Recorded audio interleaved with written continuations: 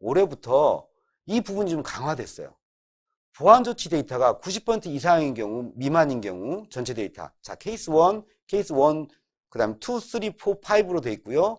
케이스 6, 7으로 돼 있죠. 자, 영어 써서 죄송합니다만, 경우의 수가 1부터 7까지 돼 있는데요. 의미 정확성에 문제가 됐을 때, 오류가 있을 땐 단순 오류는 케이스 1에서 처리가 됩니다. 그런데 구문 정확성하고 유효성 쪽에 문제가 터질 때는 또 다른 얘기예요. 왜냐하면 구문 정확성은 단순하게 유효성하고 문제가 되기 때문에 이건 구문이라서 쉬워요.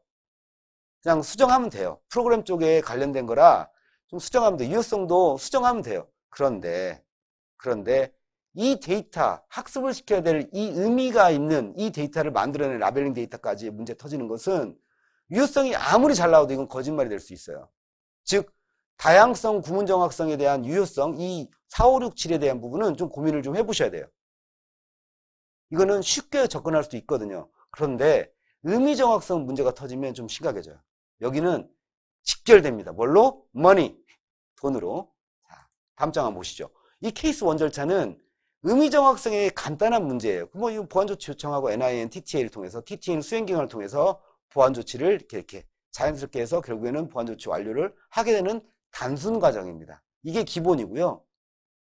두 번째로 2, 3, 4, 5 절차라고 했잖아요. 구문 정확성하고 의미 정확성이 동시에 문제가 됐을 때, 자, 구문은 구문대로 처리를 해야 되죠.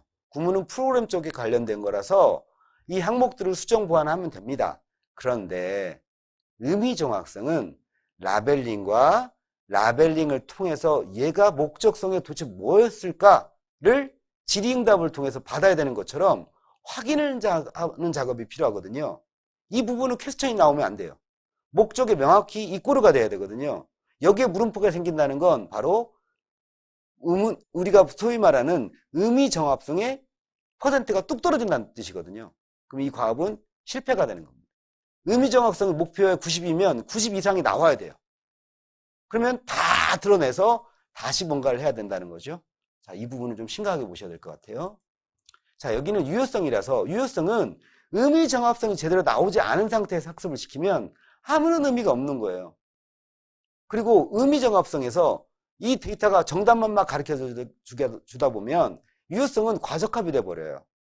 그래서 의미 정합성의 적절한 배치가 결국엔 유효성의 결과값을 높이거나 아니면 낮추게 되는 상황이 발생되거든요. 이 부분은 충분히 검토를 하시고 수행을 하셨으면 하는 작은 바람이 있습니다.